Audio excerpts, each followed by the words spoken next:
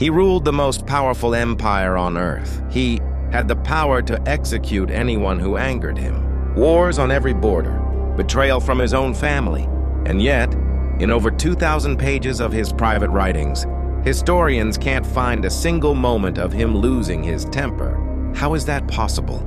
Today, we're going inside the mind of Marcus Aurelius and the mental discipline that made him nearly impossible to provoke.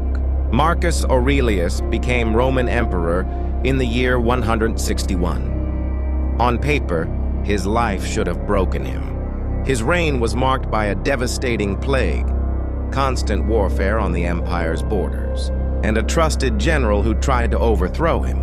He buried several of his own children. He spent most of his adult life not in the comfort of a palace, but in military camps dealing with crisis after crisis. And yet every night, by candlelight, he sat down and wrote to himself. Not for an audience. He never intended these writings to be published. They were private notes, reminders, arguments he was having with his own mind. Today we know them as meditations. It's not a philosophy textbook. It's something rarer, an unfiltered look at how one of the most powerful men in history tried to master himself, the foundation of everything. Marcus' practice traces back to a teacher he never personally met, the Stoic philosopher Epictetus, a former slave. Epictetus taught one core idea: some things are within our control, and some things are not. Your reputation? Not in your control. Other people's opinions of you? Not in your control. The weather, the economy, whether someone insults you in the street, none of it is in your control. What is in your control is much smaller than we like to admit. Really, just your own judgments, your own reactions, your own choices. Marcus took this idea and applied it ruthlessly to his daily life. When a general betrayed him, he didn't spiral into rage. He reasoned that the betrayal itself wasn't his to control. Only his response to it was.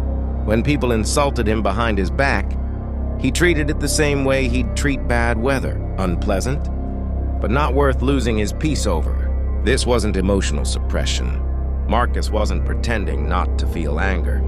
He was training himself to notice the feeling, question whether it served him, and choose his next move deliberately instead of reacting on autopilot.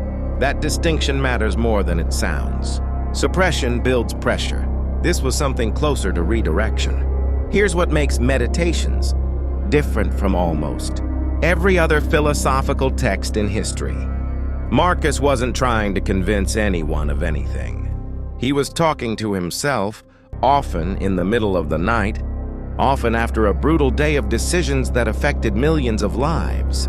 Many entries read like arguments he's having with his own weaker impulses. He reminds himself over and over of the same handful of ideas, not because he'd forgotten them, but because knowing something intellectually and actually living by it are two completely different battles.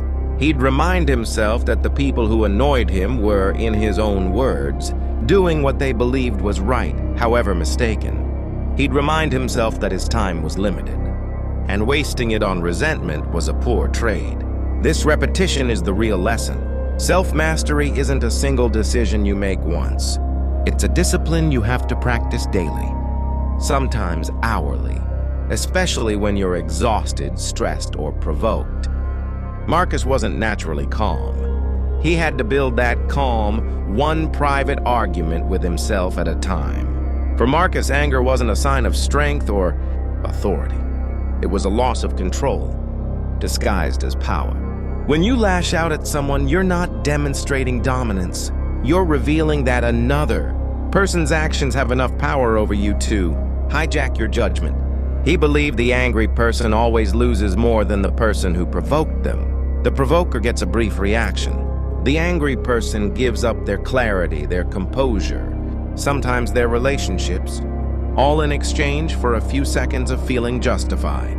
This is part of why, despite ruling with near absolute power, historical accounts don't describe Marcus as a tyrant prone to outbursts. His model of strength wasn't about controlling other people through fear. It was about controlling himself so thoroughly that other people's behavior simply couldn't destabilize him. So how do you actually use this today when someone cuts you off in traffic, or a coworker takes credit for your work, or a friend says something careless? Start with the same question Marcus kept returning to. Is this within my control? If someone is rude to you, their rudeness isn't yours to control, but your next 10 minutes are. You get to decide whether you spend them replaying the moment in anger or moving on with your day.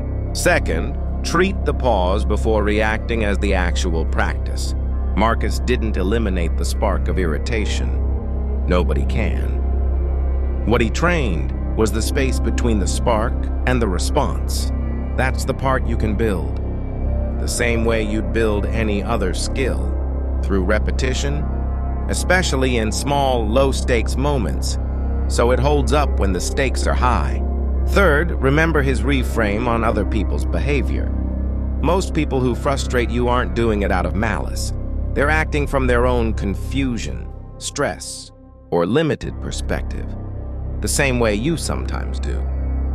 That doesn't excuse harmful behavior, but it does drain a lot of the personal sting out of it. Marcus Aurelius wasn't calm because life was easy for him. He was calm because he treated his own mind as something worth training. Every single day for decades. That's the real takeaway. Not that you should never feel anger, but that you can decide what you do with it. If this kind of thinking is useful to you, subscribe every week on Ancient Minds. We're going inside the minds of history's greatest thinkers and pulling out ideas you can actually use.